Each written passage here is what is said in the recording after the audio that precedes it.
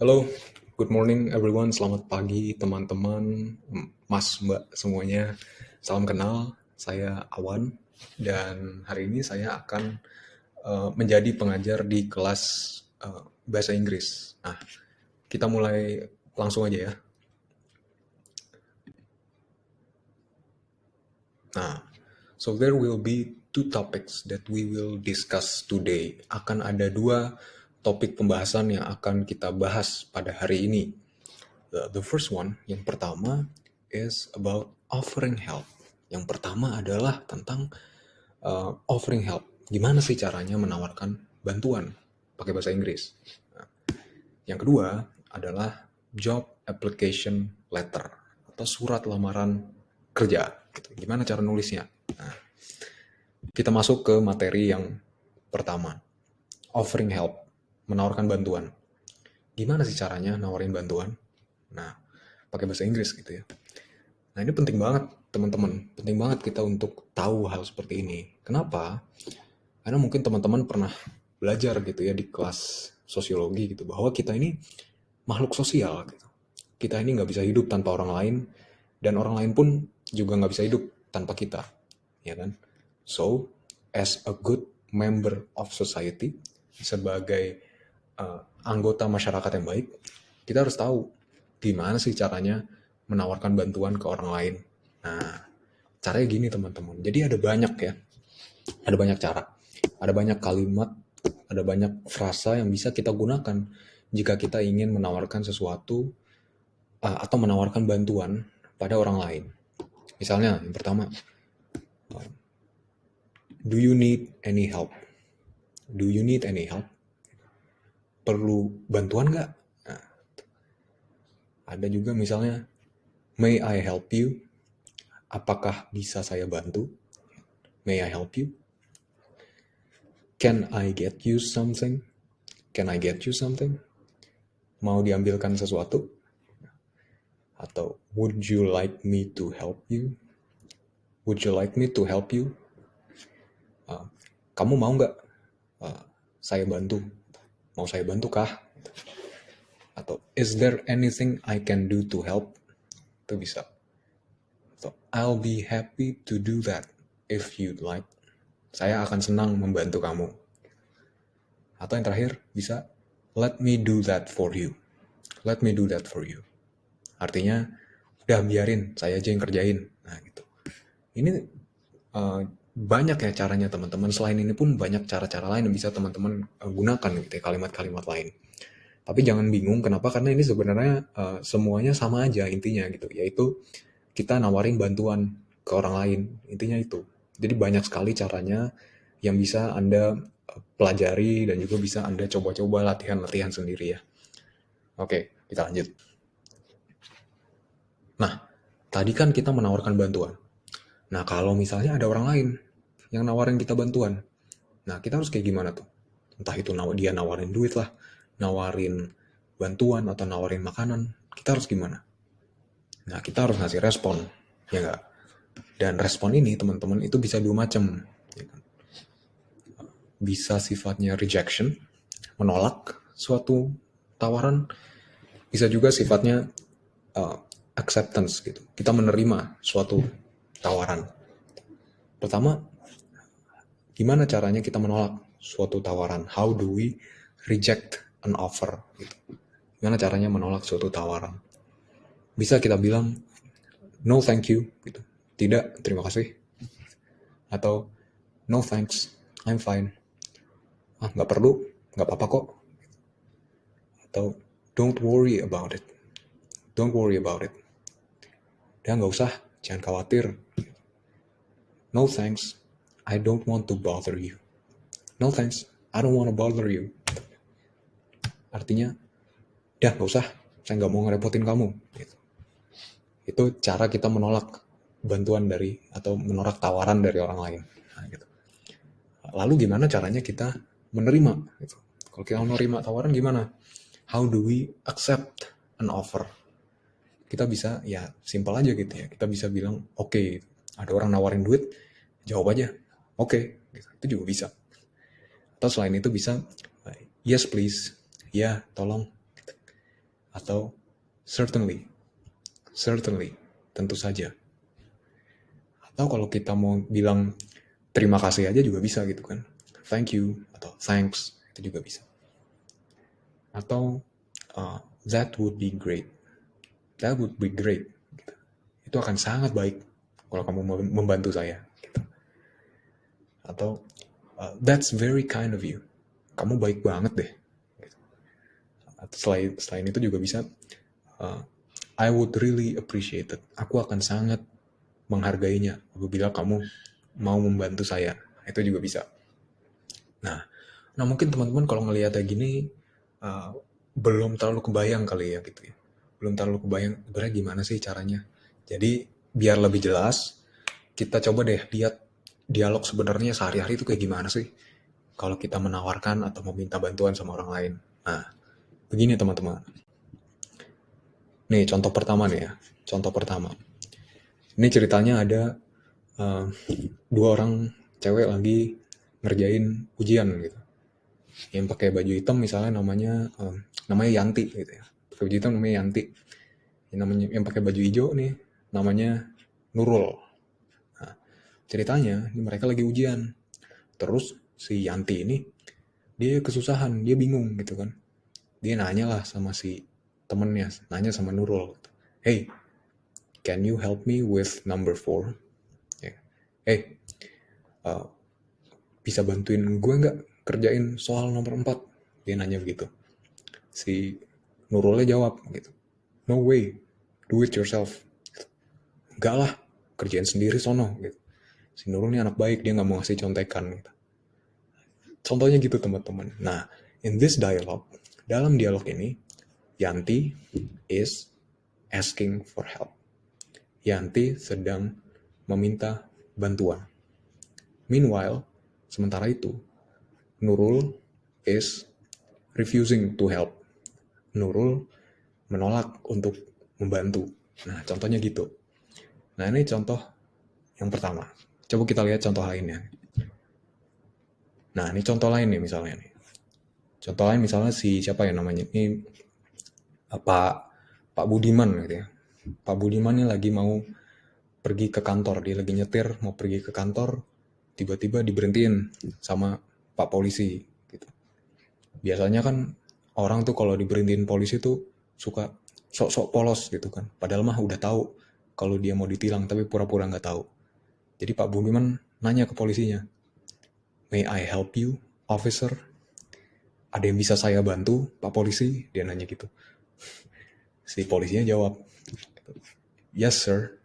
I need to see your license and registrations, please." Iya, Pak. Saya perlu melihat SIM dan STNK Bapak. Tolong, gitu. Nah, itu. Jadi, in this dialogue, dalam dialog ini, Budiman is offering help. Budiman dia menawarkan bantuan. Meanwhile, sementara itu, the police officer, si Pak polisi ini, is accepting his offer. Dia menerima tawaran bantuan dari si Pak Budiman ini. Nah, gitu contohnya ya teman-teman. Nah, ini sebenarnya materi itu yang sangat mudah gitu ya. Mudah sekali gitu, nggak susah. Kenapa? Karena ini tuh bicara tentang percakapan kita sehari-hari. Jadi Anda kalau mau belajar lebih tentang ini tuh gampang banget. Tinggal cari aja misalnya tontonan, film, atau video bahasa Inggris di YouTube gitu, atau di mana. Terus coba aja perhatikan dialog-dialognya gitu ya. Jadi mudah sekali kalau Anda mau belajar tentang ini, sebenarnya Anda hanya perlu meluangkan waktunya aja gitu, meluangkan waktu untuk lebih membiasakan diri dengan bahasa Inggris ya, dengan lebih banyak mendengar, lebih banyak membaca gitu ya, baca-baca cerita-cerita pendek, dan juga mungkin menonton gitu, video-video bahasa Inggris. Gitu ya teman-teman. Oke. Aduh, maaf. Oke, kita lanjut ke materi yang kedua. Materi yang kedua itu adalah job application letter. Job application letter ini adalah surat lamaran, teman-teman. Nah, ini penting juga untuk dipelajari. Kenapa? Ya, jadi Anda misalnya mau melamar di satu perusahaan gitu kan, dan perusahaan itu mensyaratkan kemampuan bahasa Inggris. Nah, setelah belajar ini Anda seharusnya akan bisa tuh gimana sih nulisnya, job application letter. Nah, kita langsung mulai materi kedua ini. Nah, pertama soal structure, ya, struktur penulisannya gimana sih? Nah, sebenarnya strukturnya bisa macam-macam ya, tergantung penulisnya gitu. Tapi umumnya itu seperti ini gitu ya. Umumnya tuh struktur penulisannya tuh seperti ini. Mungkin teman-teman kalau mau coba dibaca dulu boleh, bisa diberhentiin dulu videonya, bisa di pause sebentar, bisa baca dulu. Nah, kalau udah kita bisa lanjut gitu ya. Nah, ada beberapa bagian dalam teks surat ini gitu ya, surat lamaran ini. Paling atas itu heading. Heading ini kepala surat gitu. Nah, kepala surat. Di paling atas sebelah kanan tuh biasanya dikasih nama pengirimnya gitu, nama pelamarnya, applicant ya. Applicantnya siapa sih? Pelamar itu siapa sih? Di sini namanya Nurul Anwar gitu. Di bawah namanya ada alamatnya gitu. Alamatnya si Nurul, dia di Jalan Bulmi Halim gitu. Di bawahnya ada kontaknya gitu, biasanya kontak pengirimnya, bisa nomor telepon, bisa alamat email gitu ya. Terus di sebelah kiri itu ada tanggalnya dulu ya, tanggalnya dulu, baru di bawahnya ada namanya dari si penerima gitu ya. Ini surat dikirim untuk siapa gitu kan. Kalau di sini untuk si Novitasari gitu. Novitasari ini siapa? Novitasari adalah seorang Human Resource Manager dari Ruang Koran. Gitu.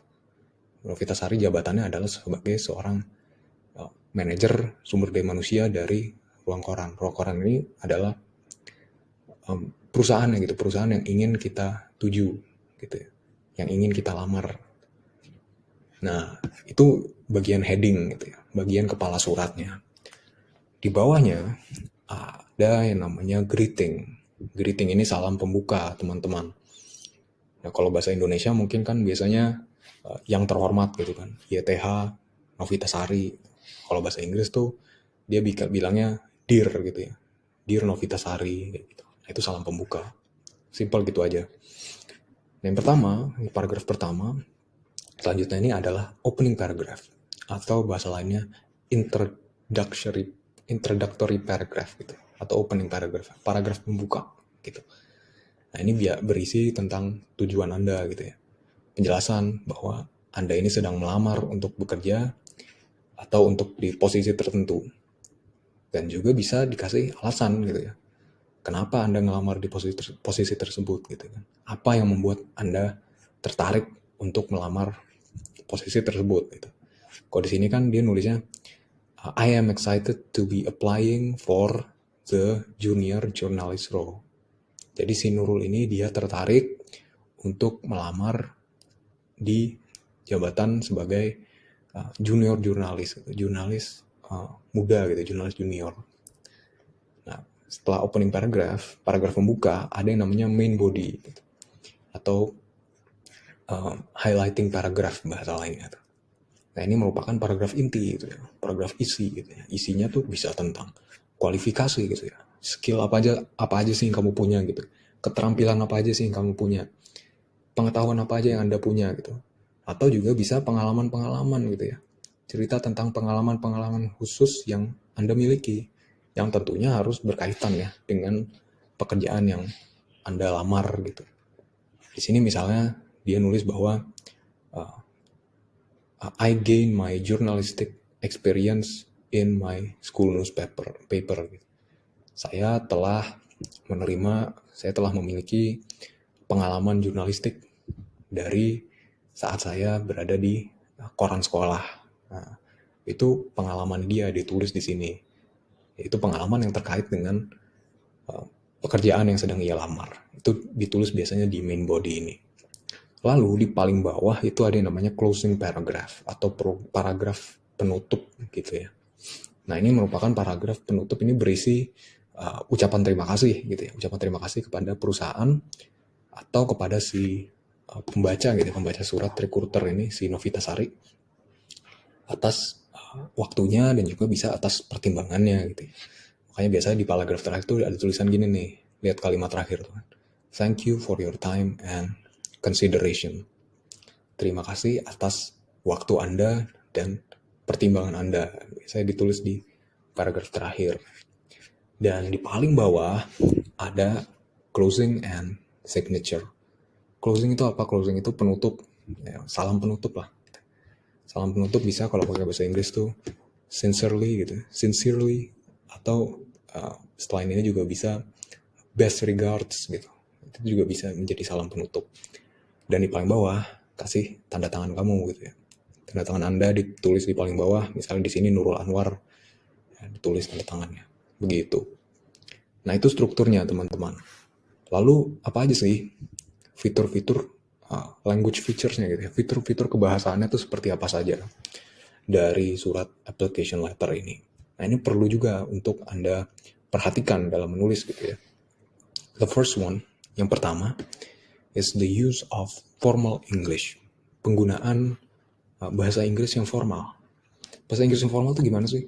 Bahasa Inggris yang formal itu artinya bahasa tuh yang bukan bahasa sehari-hari, tapi bahasa yang biasanya digunakan dalam keadaan-keadaan yang formal gitu ya. Misalnya dalam istilahnya official document gitu ya, dokumen-dokumen resmi, atau yang biasanya digunakan dalam news report gitu, laporan berita, atau bahasa yang biasanya digunakan dalam penulisan artikel atau dalam penulisan official speech gitu ya, pidato-pidato resmi gitu.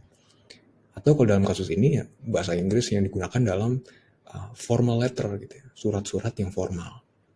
Jadi teman-teman kalau mau belajar lebih gitu ya tentang bahasa Inggris yang formal itu seperti apa sih, itu bisa banget iseng-iseng gitu ya baca artikel-artikel bahasa Inggris, atau kalau mau bisa coba dengerin video-video pidato bahasa Inggris. Nah itu biasanya pakai formal English, itu kalau teman-teman mau belajar lebih.